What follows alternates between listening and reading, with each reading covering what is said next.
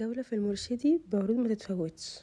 ازيكم عاملين ايه؟ النهارده هاخدكم معايا جولة في المرشدي، بس قبل اي حاجة ما تنسوش تعملوا لايك للفيديو واعملوا اشتراك في القناة وما تنسوش تعملوا لايك، لان انتوا بتنسوا وده فعلا بيقلل من عدد وصول الفيديو للناس اكتر. المرشدي عامل عروض على كل حاجة حرفيا، يعني هاخدكم كده جولة معايا سريعة افرجكم على كل الحاجات اللي كانت موجودة وعليها عروض. لو انتي عروسة بتجهزي او حتى بتجددي في بيتك وعايزة تجيبي حاجات جديدة، اجهزة، اطقم عشاء، اطقم صيني، اي حاجة زيادة، مجات بقى، كوبايات، حرفيا هو العروض اللي عاملها حلوة جدا. حتى ديكورات السنة الجديدة هو برضو حاططها، بس بصراحة أسعارها مبالغ فيها. يعني ليه شجرة ب10,000 جنيه وب5,000 جنيه، وحتى ليه أصلا شجرة يعني تبقى ب1,000 جنيه وهي أصلا صغيرة جدا جدا جدا. احنا كده بقى طلعنا الدور التاني. عندهم على فكرة زرع صناعي حلو قوي، أنا كنت جايبة منهم زرعة السنة اللي فاتت، بس كان سعرها مختلف تماما عن الأسعار دلوقتي، بس يعني بطبيعة الحال كل حاجة غليت كده كده. الصواني البيضاوية دي فعلا حلوة جدا جدا جدا وهتنفعك قوي في بقى مكرونات، طواجن، حاجات كتير يعني بتدخل الفرن وفعلا حلوة جدا. واحلى حاجة كمان لاحظتها بقى ان كل منتج بيبقى فيه منه كذا نوع وبأسعار مختلفة، وكل واحد بقى يجيب اللي هو حبه وعلى مزاجه بالسعر المناسب. المشكلة بقى كانت ان الدنيا فعلا زحمة موت، يعني عشان خاطر تمشي في المكان او عشان تحاسبي، يعني ده يعني حاجة كده شبه مستحيلة. حرفيا المكان كان زحمة قوي قوي، والكاشير زحمة عشان تقفي تحاسبي على حاجات جايباها. بس عشان خاطر في المقابل العروض فعلا حلوة جدا، ومقارنة بالأسعار قبل العروض لأ، ففعلا هم عاملين عروض حقيقية يعني. فلو انتي بتجهزي انصحك تروحي فعلا اسواق المرشدي. اسواق المرشدي هتلاقي فيه كل حاجة انتي محتاجاها، ولو انتي من النوع اللي بينجز فممكن تخلصي حاجتك مثلا في نزولتين او نزولة كمان، لو هتجيبي حاجتك يعني مرة واحدة، مش بتجيبي حاجة في حاجة وكده.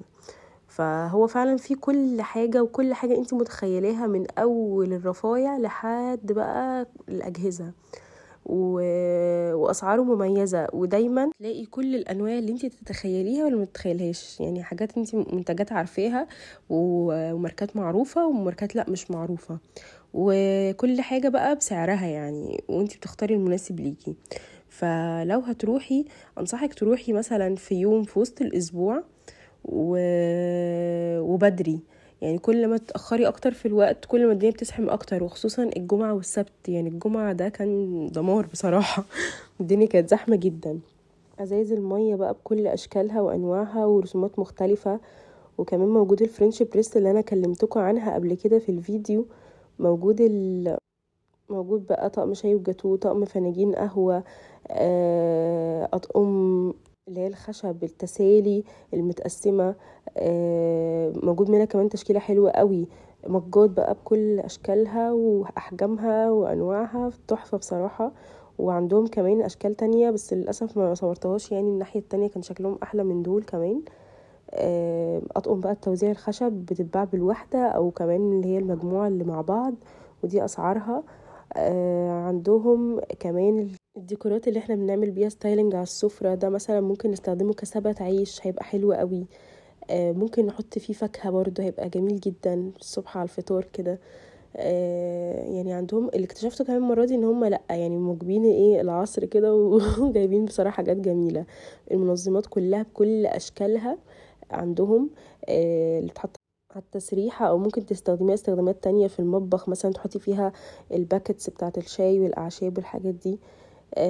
عندهم تشكيلة كبيرة جدا من المنشر بتاع الهدوم، وكل واحد بسعر، وفيه البلاستيك وفيه الحديد، يعني كل حاجة حرفيا موجودة.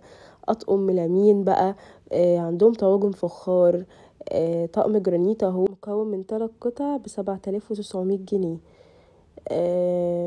يعني عندهم حرفيا كل حاجة والأجهزة. يعني مثلا القلاية دي أنا اتفاجئت بسعرها، ليه قلاية ب10,000 جنيه؟ ليه بجد؟ يعني بغض النظر عن حجمها، أيوة حجمها كبير، بس بصراحة سعر مبالغ فيه جدا، ما مش عارفة ليه. دي الشواية بقى اللي هي الجريل بتاعت ميانتا. البوتاجازات عندهم أنواع، يعني كل الأنواع المعروفة واللي مش معروفة. انصحكم بقى تروحوا وتشوفوا الاسعار الموجوده والعروض اللي هم عاملينها، وتشوفوا انتوا محتاجين ايه وتجيبوه. كده نكون وصلنا لنهايه الفيديو. ما تنسوش تعملوا اشتراك في القناه ولايك للفيديو عشان يوصلكم كل جديد. باي باي.